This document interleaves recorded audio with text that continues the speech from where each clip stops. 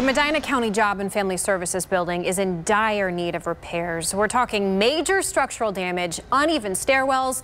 Some offices even have buckets in them to collect water. The Now's Jennifer Auh visited the building to check out the damage. And Jennifer, it's expected to cost nearly $3 million to fix these problems. That is right, Karina. I just want to show you an example of how bad the damage is here at the Family Services building. If you take a look here below me, you can see the caulk ceiling sticking out and the ground sinking below more than 3 inches over the years. Cracked walls. I think that is probably from the building settling. And leaking windows. It's like drip, drip, drip in the sound. So that sponge was put there to kind of muffle the sound. Plus a partially sinking structure. This is where it should be.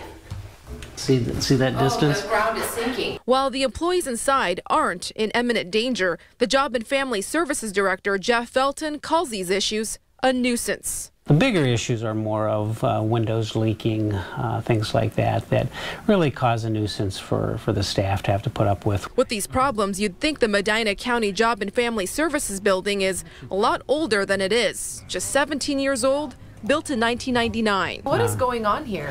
I wish I knew, and that's what the architects and the engineers are trying to figure out. I reached out to Studio Techni architects who assessed the building recently.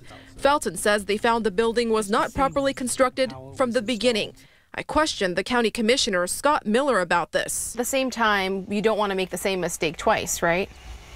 We won't make the same mistake twice. Because? Because we won't make the same mistake twice. And we look at the qualifications, we look at past experience of those contractors before we enter into a contract with them. Was that not the case back in 1999? I wasn't here, I can't answer that. The Job and Family Services Department is hoping for more funding from the county, not just to make improvements on the building, but to keep up with demand. There's increased costs for caseworker time, for foster care costs, and so forth. So we are in desperate need of funding from the county to help pay some of those costs. Felton saying the number of children in the foster care system has doubled in the past 2 years because of the opioid epidemic. We've been stretching that penny probably as far as we can. The county commissioners are expected to vote on a 0.25% sales tax increase for the May ballot, which could generate an additional $6 million annually.